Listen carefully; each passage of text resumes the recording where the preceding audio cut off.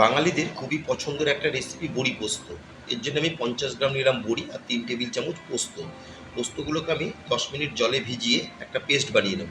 পোস্তর পেস্টটা আমার বানানো হয়ে গেল। গ্যাসের ফ্লেম অন করে একটা ফ্রাই প্যান গরম করে বড়িগুলোকে আমি ড্রাই রোস্ট করে নিচ্ছি। ফুল ভিডিও দেখার জন্য ডেসক্রিপশন বক্সে দেওয়া লিঙ্কে ক্লিক করলে আপনারা ফুল ভিডিওটা পেয়ে যাবেন।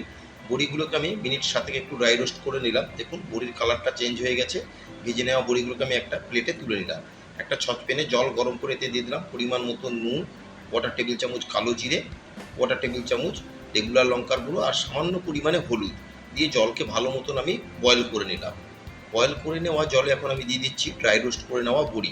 বড়ি দিয়ে বড়িকে আমি মিনিট 5 একটু জলের সাথে ফুটিয়ে নেব। দেখুন বড়িগুলো খুব সুন্দর ফুলে গেছে বয়েল হয়ে। এখন দিয়ে দিলাম পোস্ত বাটা আর দিয়ে দিলাম উপর থেকে 3টে চেরা কাঁচা লঙ্কা আর পরিমাণ মতো সর্ষের তেল। আমার বড়ি পোস্ত রেডি।